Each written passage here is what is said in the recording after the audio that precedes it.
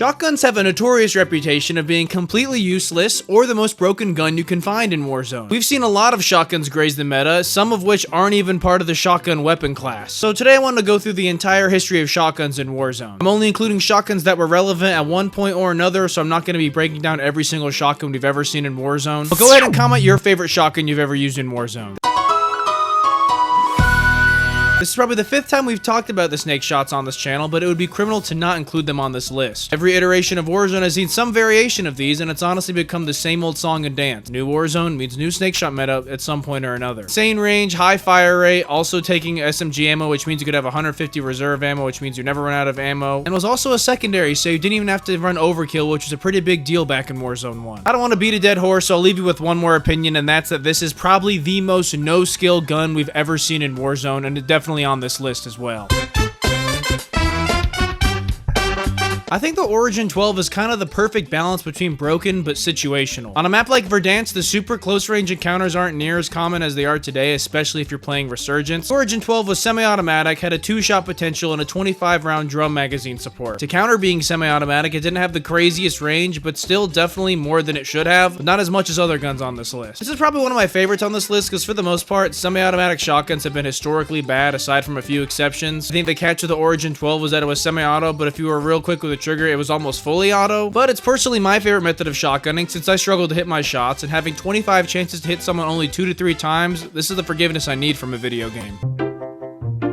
I know I said the snake shots required the least skill of any gun in Warzone, but this is probably the most broken shotgun we've ever seen in Warzone. It's one thing for a shotgun to be one-shot, and I think with the right decisions and stipulations, I think a shotgun should be able to one-shot, but to one-shot someone to over 15 meters away should never be a thing. Also, that should never be able to happen with an underbarrel attachment nonetheless. During Season 5, they decided to buff a couple of aspects of the FAMAS, one of which was the damage and the damage range of the gun. However, in doing so, they must have put the decimal in the wrong spot or carried the buff to the underbarrel shotgun attachment somehow. Anyways, this resulted in that underbarrel shotgun attachment to not only have insane range, but insane damage as well. This was an exploit unlike any we had seen before and made Warzone completely unplayable for like 2 weeks. Another crazy thing about this is that since this was an attachment, you still had a perfectly fine FAMAS to use as well, which made this thing even more broken. Essentially, you were carrying 3 guns. The only saving grace about this attachment was that the only way you could get more ammo for it was through a munitions box, and I think you could only have 8 shots total. But once you used those 8 shots and you didn't have a munitions box, your time was up. But those 8 shots were pretty much 8 guaranteed kills no matter what. Luckily, this was such a broken attachment that Raven was able to hotfix this exploit and only lasted like a week or 2. I know I said 2 weeks earlier, but I don't even think it was that long. But it's still one of the most ridiculous things that has ever made it into Warzone before. The R9 would be the very first weapon actually from the shotgun class of weapons that I truly found broken and extremely unbalanced. Like I said with the Origin, it was great and all, but still saw a lot of instances where having an SMG would be much better. Well, the R9 on the other hand was sort of a semi-auto pump action hybrid, because with each pull of the trigger it shot 2 shells, then after each pump you're ready to fire 2 more. Technically it took only 1 pump to kill someone, which was 2 shots, but that's still just 1 pull of the trigger, so we can go ahead and lump this as a 1-shot shotgun. Let's also factor in support for the Dragon's Breath rounds, which were criminally overpowered as well. Aside from the 1-shot potential, the range on the R9 was also just ridiculous. Also, since you were pumping between each pull of the trigger, there was no need for any type of recoil control, which made hitting your shots that much easier. Funny thing about this meta was that it actually somewhat overlapped with the Origin 12 and the next entry on this list, so it was kind of like funny seeing 3 different shotguns being viable at the same time. However, I still find the R9 being the best of the 3, and I think most people would agree with that. Eventually, the Dragon's Breath rounds specifically were nerfed, and the R9 also, I think, received a damage range nerf, making this gun absolutely useless for the rest of Warzone 1. Personally, I think the VLK Rogue was severely overshadowed by the previous entries on this list, but was actually a really good option at close range. Aside from not being quite as good as the R9, if I'm not mistaken, there was a ground loot VLK that had slug rounds in it, which were absolutely useless, and I think this ended up tricking people into writing off the Rogue as a terrible shotgun. However, after a couple of buffs and support for the Dragon's Breath rounds, this gun became very good. With a true 1-shot potential and pretty much guaranteed 2-shot at the right range, this was every bit of a sleeper build. The only con it had was that it was a pump action via the pump grip, grip, so your time between shots wasn't all that fast, and also only had an 8-round magazine support. But even then, this was still really good. I think there were a lot of external factors keeping people from using this gun, such as the R9 being good, and then like the ground loot VLKs just being absolutely trash. If I'm not mistaken, I think after the R9 nerf, this was still like a meta shotgun, like probably at one point the best shotgun to use in the game, but not for that very long of a time. As I was doing research for this video, there was a lot of people still using the VLK on Rebirth Island in like 2021 and 2022, which is way after its time in the meta. So I think it's safe to say this shotgun remained a pretty good option for the rest of Warzone 1. Now, I'll be honest, I never used this gun, and that's mainly because of the next gun on this list completely overshadowing it. So I don't want to sit here and act like it's the best gun ever, that I know a darn thing about it in the first place. However, after watching a lot of gameplay, it seems like the trade-off here was being fully auto and also supporting 32 rounds in a magazine, which is also the highest on this list so far. But that being said, it still had really low damage to make up for it. This gun probably could have seen a lot more love if it weren't for the timing of when it was added.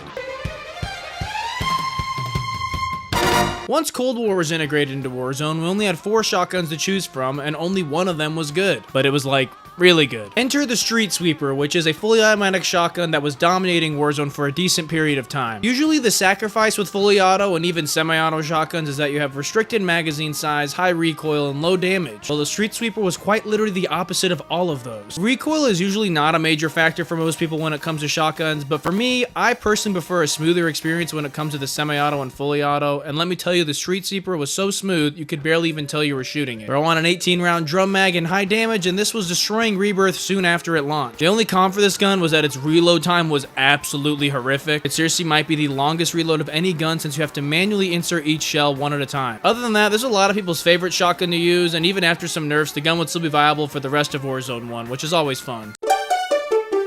Since we wouldn't get any more new shotguns until the Vanguard integration, the next shotgun that would graze the Warzone meta would be the Akimbo double barrel shotguns. Yet another gun making it into my Broken Guns video. This was destroying lobbies pretty much the same way the snake shots were. Only this time we had Rebirth Island for non-stop close range encounters. They pretty much were the same gun, only I think the double barrels had better mobility and only held 2 shots per magazine. Obviously because it's a double barrel shotgun. Seriously, that was the only saving grace here, was that you had to reload after 2 shots, but that didn't really matter because you reloaded in like 1 second. This is another meta that didn't last very long and it was nerfed pretty quickly.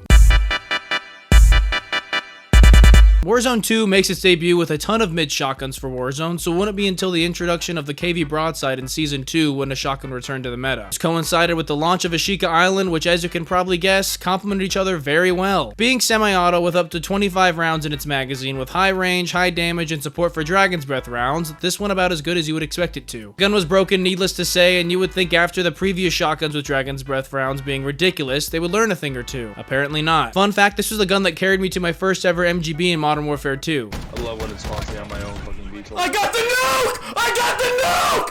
I got the nuke! I got the nuke! Even after some nerfs, it was still broken, so then a second round of patches would eventually lead it to its irrelevance in Warzone as a whole.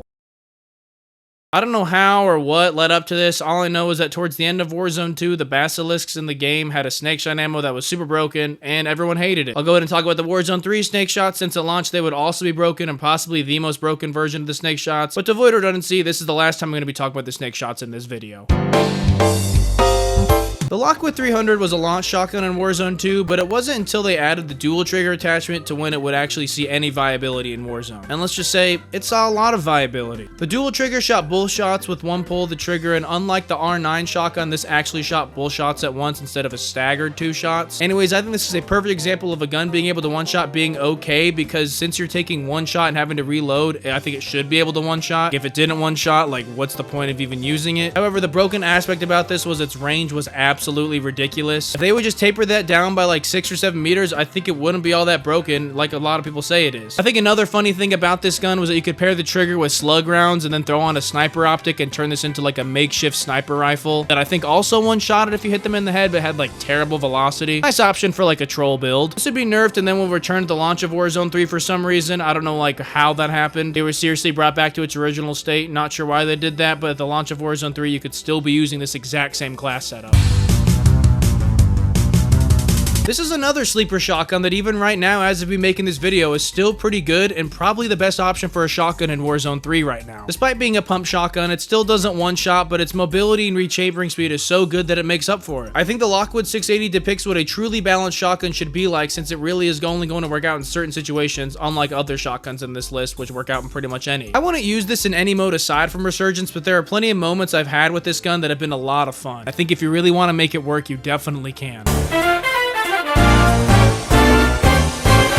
This is probably the most broken shotgun we've seen in Warzone 3, but if I'm being honest, it really wasn't all that broken in the grand scheme of things. It was fine on its own, but the really fun way to use this gun was to use the Jack Maglift aftermarket part, which gave it a binary trigger. If you don't know what a binary trigger is, it's a trigger that fires a bullet when you pull the trigger and then fires another once you release it, pretty much like the R9, but in a way better way. Also, this AMP came with a default 60-round magazine, so you could spam as much as you wanted. There was also support for alternate ammo types, and I think that was the really broken part about this Maglift kit. They eventually took away the alternate ammo support for it, which made it much more balanced.